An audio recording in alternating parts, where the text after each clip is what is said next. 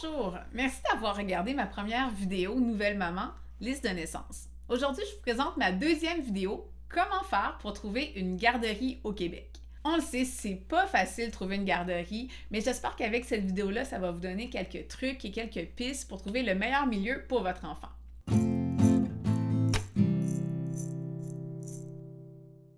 Tout d'abord, il faut comprendre qu'il y a 5 différents milieux.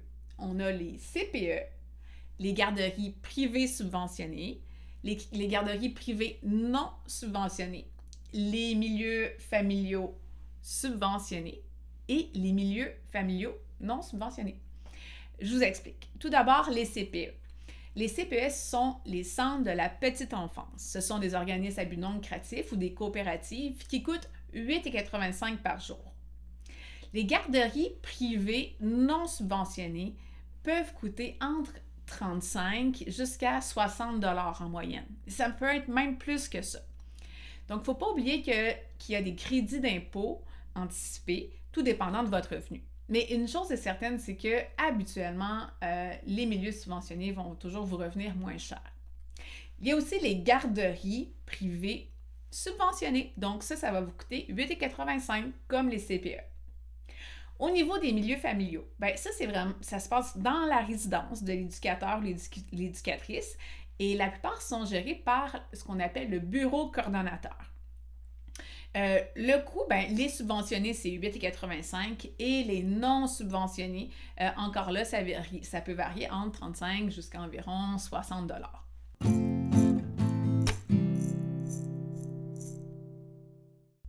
Donc, comment trouver une place dans un de ces milieux? Bien, tout d'abord, vous avez sûrement entendu parler de la place 0,5 ans. La place 0,5 ans, c'est un guichet unique, une liste d'attente finalement, où vous devez vous inscrire dès que vous savez que vous êtes enceinte. Parce que c'est à partir de la place 0,5 ans que la plupart des CPE vont sélectionner les nouveaux enfants. Je vous explique. En fait, les CPE, ils ont différents critères. La plupart, ils vont tout d'abord prendre la fratrie en premier, donc s'il y a des frères et sœurs au CPE, les enfants des employés, et par la suite, ils vont aller voir la place 0,5 ans. Et ils vont y aller selon ce qu'on appelle la priorité code postal. Ça veut dire qu'ils vont donner la priorité aux enfants du secteur, et le premier qui s'inscrit, c'est ce parent-là qui va appeler. Ça veut dire que vous ne serez pas appelé par un CPE qui est super loin de chez vous. Par contre, il y a d'autres façons aussi d'être appelé par un CPE, c'est si vous travaillez dans le milieu. Par exemple, il y a des CPE qui sont dans les hôpitaux, donc ils vont prioriser les employés des hôpitaux, dans les écoles, dans les cégeps, par exemple. Donc, les milieux subventionnés vont regarder la liste d'attente de la place 0,5 ans. Mais n'hésitez pas à quand même appeler les milieux privés. Et pour ce qui est des milieux familiaux, je vous recommande d'appeler au bureau coordonnateur. Il y a même des bureaux coordonnateurs qui créent des sites. Par exemple, je pense au bureau de Villeray-la-Petite-Patrie. Ils ont créé un site qui s'appelle La Trottinette Carottée. Et sur ce site-là, toutes les places disponibles sont indiquées. Donc, c'est vraiment pratique à connaître. Sinon, le site web que je vous recommande, c'est magarderie.ca. Donc, sur ce site, différents milieux, que ce soit privés ou subventionnés, indiquent leurs places disponibles, et ce, partout au Québec. Ensuite, une autre façon de trouver un milieu, c'est de se promener dans le quartier. Des fois, il peut y avoir, par exemple, un milieu familial privé qui n'est pas indiqué sur Internet et que vous allez le trouver en marchant parce qu'il y a une affiche devant la porte. Une autre façon de faire, c'est d'en parler. Que ce soit avec votre entourage autour de vous, vos amis, les réseaux sociaux. Par exemple, j'ai une amie qui en a parlé autour d'elle et elle a su qu'une éducatrice partait à un milieu familial chez elle et qu'elle avait 6 nouvelles places. Donc, on ne sait jamais.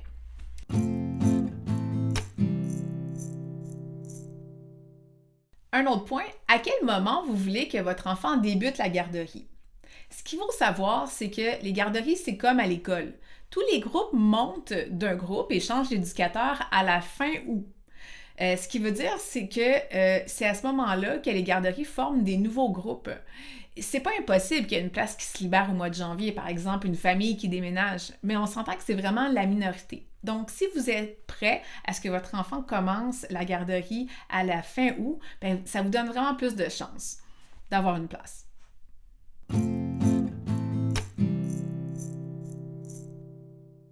Une Une fois que vous avez localisé des endroits, vous les avez appelés, n'hésitez pas à prendre rendez-vous pour aller faire des visites. Et quoi demander lors de ces visites-là? Bien, voici quelques points. Tout d'abord, c'est sûr, c'est selon les valeurs et chaque personne, ça peut être différent. Mais moi, je regardais le personnel. Qui y travaille? Est-ce que ça fait longtemps qu'ils sont là? Les formations qu'ils ont? Est-ce qu'il y a un gros roulement de personnel? Donc, je regardais ça. Ensuite, je regardais le lieu. Est-ce que c'est beau? C'est assez grand. Je regardais surtout la cour aussi. Pour moi, c'était important que mon enfant sorte dehors à tous les jours. Donc, je voulais voir où ils allaient ou est-ce que des fois, ils pouvaient aller au parc. Je regardais aussi la nourriture. Je demandais à voir le menu. On regardait s'il y avait des animaux, s'ils prenaient les couches lavables. Et finalement, un autre point vraiment important, demander c'est quoi l'horaire. Par exemple, un CPE, ils vont offrir 10 heures par jour. Habituellement, ça va être de 7 heures à 6 heures. Mais un milieu familial, ça peut fermer à 5 heures. Et donc, si vous terminez de travailler à 17h30, ça pourrait causer problème. Donc, demander l'horaire, c'est vraiment important.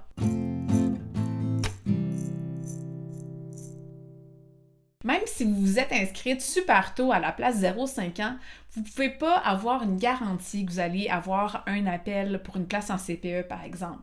Parce que beaucoup de CPE, même de garderies et des milieux familiaux, prennent les enfants seulement à 18 mois. Donc, les places sont plus limitées pour les petits poupons.